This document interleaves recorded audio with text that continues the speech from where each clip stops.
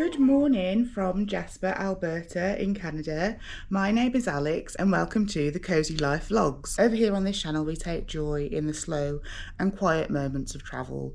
So if you want tips on how to stay off the beaten path and beat the crowds, then please stick around. Today we are headed to Banff from Jasper, so please check out my previous video to see our journey through Whistler and Kamloops to get here. It's a lot of fun. We have travelled in the shoulder season, which is October, to try and beat most of the crowds up here in the Canadian Rockies because it can get super busy, but our server told us yesterday that Banff is a circus all year round, so I'm not sure what we're driving into there. It's about 9 AM now and it's a 3-hour drive to Banff, but with all the stops that we're planning on making, it's probably going to be maybe twice as long, thereabouts. I'm super excited to have you along with me and looking forward to showing you around. Let's go! Just before setting off, we popped into Otto's Cafe for some coffee. It was lovely and peaceful in there and the coffee was really delicious. Definitely the best we tried in Jasper. First stop of the day is Athabasca Falls. A lot of the trails in this south part of Jasper, just heading towards Banff, are still closed just because of the wildfire devastation. A lot of the trees, they don't know if they're stable or not yet, and during the fire they didn't lose any lives from the fire, but they did lose one life from a tree falling on them, so they don't want to open any of the trails around here until they know that all the trees are not going to fall on people. So we're just going to check out Athabasca Falls as our first stop. Camera so rarely adequately captures what the eye see, and Athabasca Falls exemplifies this totally. You can feel the rumble of the water rushing over the falls in your chest, and the force of the falling water is hypnotic, beckoning you ever closer and deeper. Though I wouldn't recommend going for a dip, there are plenty of signs that say the temperature of the water is literally freezing, and even the strongest swimmer would succumb to hypothermia and perish in minutes. There is plenty of infrastructure at the falls to protect against people falling in, and also to accommodate for the heavy footfall that it would naturally attract. However, we were there on a Saturday and it wasn't unpleasantly busy. Next, we headed down the road for a quick stop at the also iconic Sumwapta Falls. The falls get their name from the native Stony language, and it means turbulent water. That boulder looks like it could tumble over the edge at any moment, but it's actually been there thousands of years. A few miles later we made our next stop at Stutfield Glacier. So I think that's the glacier there, and we've just been driving along what looks like its bed, which is this brown.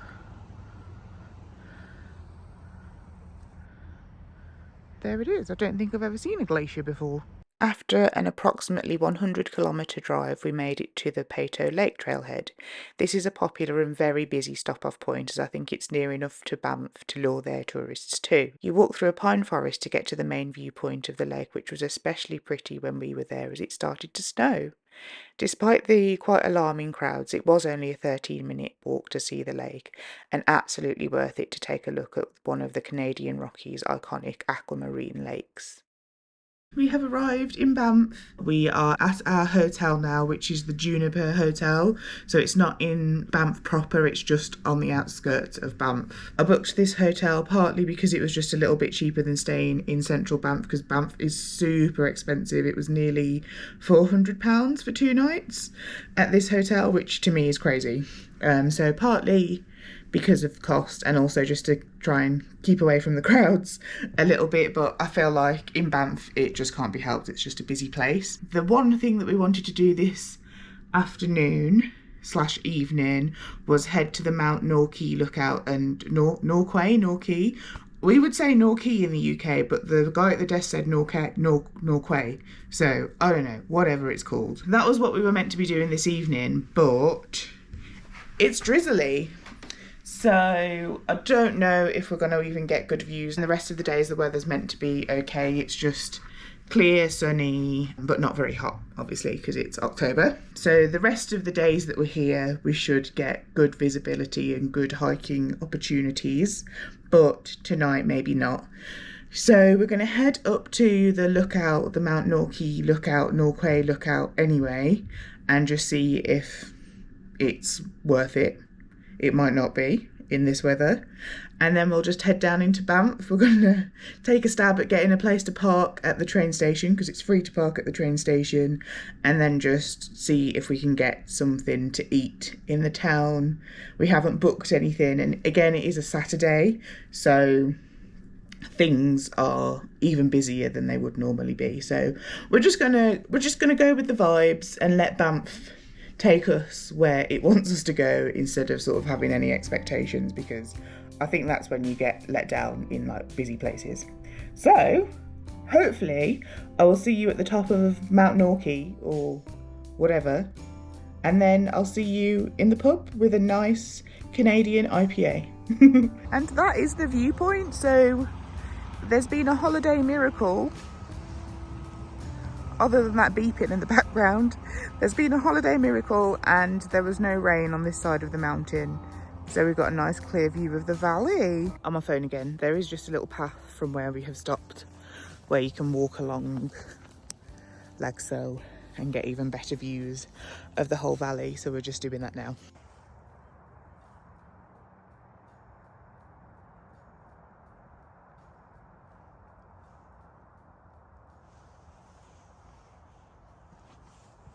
Egg mode. People were queuing to take pictures of the town sign coming into Banff, which made us think that it was super busy coming into Banff, because we couldn't see that's what they were doing. We've just got to Banff free parking, and there's loads of room, there's loads of space to park.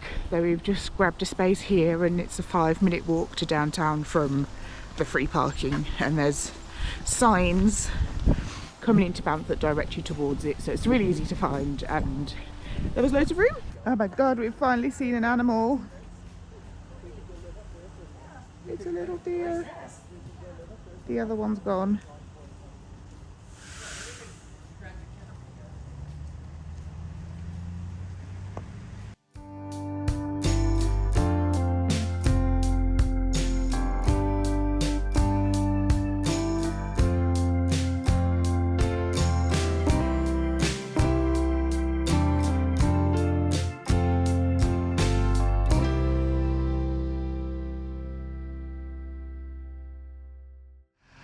Good morning and welcome to our second day in Banff. So this is going to be our full day in Banff, and originally we were going to get a nice long trail in this morning, but the weather has had other plans. So it does look like a lovely clear day behind me, but you can see the snow up on the mountain there. It's just gone 9 and it's about -5 this morning. We've walked a lot of trails this trip, and we just decided to give Healy Pass a miss, which is what we were planning to do, just because it's up the side of the mountain and we've seen pictures and it's snowy, and I don't want to walk in the snow. Our server last night was saying that it's Banff's first snow this year, and she was Australian and super excited because I guess Australian people don't see a lot of snow. So instead today, because Banff seemed pretty quiet yesterday, we're just going to go around the town and have a look at some of the easier things that there is to do there. So I think there's the Bow Falls viewpoint and Surprise Corner. It is obviously 100% worth visiting here. It's beautiful, and again the shoulder season has helped it be quiet, and we are here at the weekend, so again, you know, different amounts of people. However, we're not going to let you down. We do still have a little trick up our sleeve on a recommendation for a quieter alternative to a popular trail here in Banff. So yeah, make sure you stay tuned for that. It was a lovely sleepy morning strolling around Banff, and it was so pretty to see the snow on the tops of the mountains, yet there was no snow on the ground in the town. I couldn't resist going and getting a shot of this moose, because it was probably the closest we were going to get to a moose. And then we went to Wild Bark for some coffee, which was really nice. I had some chocolate chip banana bread because I had to. Once we were appropriately fueled, if that's what you can call a black Americano and some banana bread, then we crossed the Bow Falls River to take a look at the Bow Falls viewpoint, which was a lovely little walk in the forest in the sunshine. We're just doing this easy stroll along the river to Bow Falls Lookout Point, and it's so peaceful, so serene, and you're just walking alongside the river. I don't know if the GoPro is equipped to deal with that kind of distance, and yeah, it's chilly, but it's a lovely crisp clear day down here. Every now and then you get a little peek of the mountains with the snow on them. It's so, so beautiful. I also just want to say, I think I've got the two towns mixed up. So I thought Jasper was the bigger town and Banff was like the quiet, sleepy, cute town, but it's actually the other way around. The concierge at the hotel said Jasper have more bears than Banff do, and we didn't see any bears in Jasper, so I don't think we're going to see any bears. I think they've all gone to bed.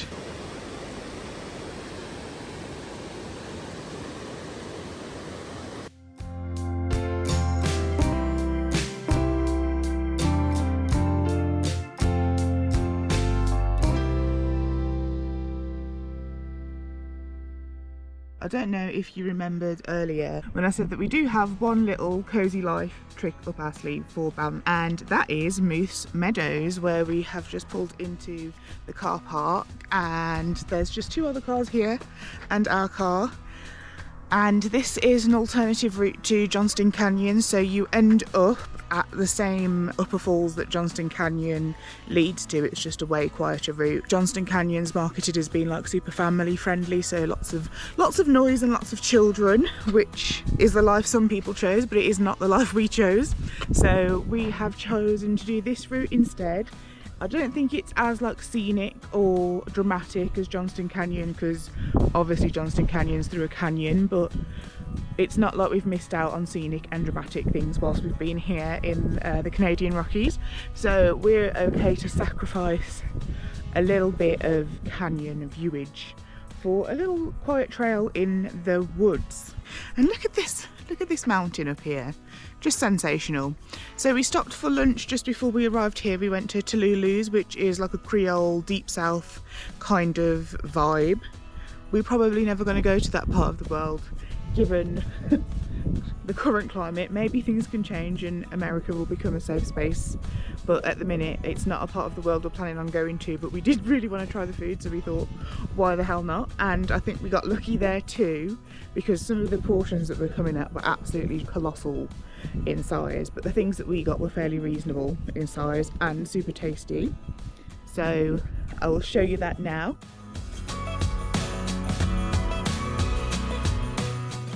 You can just see the trail starting up here. Hopefully this isn't going to be one where we have to turn back because I see something bear related. Although I am really sad that we haven't seen a bear yet. I do think that is also one of the negatives of coming at this time of year, is that all of the animals are beginning their winter hibernation routines. So they're not going to be out. But at least that means they're not out to chase me and eat me. After ticking off quite a few bustling tourist hotspots around Banff and Jasper, our walk through Moose Meadows was our moment to reclaim some peace and just enjoy the beauty and majesty of nature. The trail was so quiet that at times I was worried it was too quiet and a cougar or something was hunting us, but I'm just a worrier, there was no cougar. We came across only 4 other people on the trail and still got amazing views of the canyon, so if solitude is what you seek, then this is the trail for you, but do bear in mind it's around an hour and a half of kind of grueling uphill walking, especially if you're unfit like me. I'm not sure how long it takes to go the canyon route, but I would imagine it's shorter but steeper. So we are at the canyon now. Look, infrastructure, how exciting. So I think you can walk back down the canyon and then you're able to walk back to Moose Meadows car park, or I'm just trying not to get drowned out by the waterfall, or you could go up back that way to Ink Park. We are doing neither, we're just going to do out and back. And here is the canyon! Yay! We made it!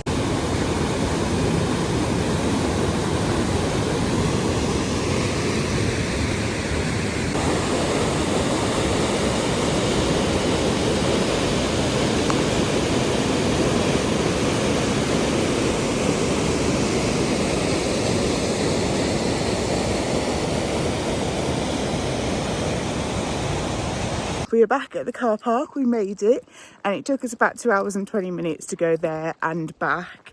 So you could walk down Johnston Canyon and then along the road and back to the car park that way to get like a more comprehensive journey, but you are on the road and we didn't want to get squished by a big North American car, so we just did the out and back route instead. Coming back was a lot nicer than going. It is a lot of uphill, but that is our last trail of the trip. We're making a stop tomorrow at Yamnuska Wolfdog Sanctuary, and then we're driving back west to Vancouver to spend some time there. We're going to go to Three Bears Brewing, which was closed yesterday for a private event, and we're going to go to Banff Avenue Brewing, which I think is a sister company of Jasper Brewing that we went to in Jasper. So I probably won't talk any more today. I will see you in the morning for our road trip to Peachland. So we're staying in Peachland, which is near Kelowna, and we literally just picked there because we have a rabbit called Peach. And it's kind of like a good halfway point so that I'm not doing too much driving in one day. Good morning. We're making our way back to Vancouver now. We're going to make a quick stop at the Yamnuska Wolfdog Sanctuary, which is 1 hour out of our way. And then it's around 7 hours to get to Kelowna, where we're just staying for the night. It's 9:20 now, so it's going to be quite a long day. I'm not sure if the 7 hours includes the time zone change or not, but around 7 hours, give or take. I don't think today is going to be a very exciting day. Obviously, I will show you around the Wolfdog Sanctuary, and then we'll just see how the day goes. It's just going to be a comfy day of driving. I have my comfiest clothes on. Sad to be leaving Banff. Oh, I would just say Banff is definitely the more popular of the two for a tourist location, and I can see why, because Banff has a bit more of that like storybook charm about it, whereas Jasper is quite stark because it's up in the mountains and it's like snowy and cold looking. And then I think on top of that, because they've lost a lot of vegetation from the fires, it was just a little bit more stark. But I think I actually preferred Jasper. It was just so much more dramatic. But otherwise, I will see you in an hour or so when we go and get to see some cute wolf dogs. We're here and there's goats. There's goats. Cute. Hello, little goat. Are you friendly? Don't bite me. Am I allowed to touch them? Goat! Look at your fat tummy. We have arrived at Yamnuska, the Wolfdog Sanctuary. So wolf dogs are obviously wolves and dogs that have been bred together, and they can make quite difficult pets. So people breed them together or adopt them or take them home or whatever because they're super cute and super beautiful. Look at these two behind me here. Then they find out that they can't really look after them because of the wolf in them, and then Yamnuska take over and rescue them and give them the lifestyle that they need, the correct nutrition and correct space and correct amount of contact with humans, etc. So we've just been told to walk around very calmly and not try and call to any of the wolf dogs or attract their attention. Yamnuska Wolfdog Sanctuary was a bit of a hidden gem for us. We like dogs, but we aren't dog people, but we ended up really enjoying this stop. I would urge anybody who finds themselves nearby to the sanctuary to go. The tickets are 37 Canadian dollars per person, or around £20 for a self-guided tour, and it's honestly worth every penny. The self-guided ticket means you can't be in the enclosure or personally interact with the wolf dogs, but there are tours where you can. However, we were able to watch a demo with 2 of the wolf dogs, which was quite fun and super informative and educational. The sanctuary is very peaceful because wolf dogs are naturally quite shy and they don't actually bark. There's lots of informative placards around to read, and you do learn a lot. As someone who's worked in animal rescue, it's very heartwarming to see a rescue done so well and with so much respect for the animals. All done at Yamnuska, and we're backloaded into the car, and now begins our 7-hour drive to Kelowna. So I don't know if I will talk again because it's not going to be very eventful. So I might just wrap this up here. Thank you so much for watching. If you wanted to see what we got up to in Jasper, then do make sure to check out the video before this one. If you want to see what we're going to be getting up to in Vancouver, then check out the video that comes up after this one. So do make sure you subscribe if you want to see our adventures in Vancouver, and thank you so much for being here. I really appreciate you, and yeah, if you want to leave me a like or a comment, that would be great too. But until Vancouver, do take care.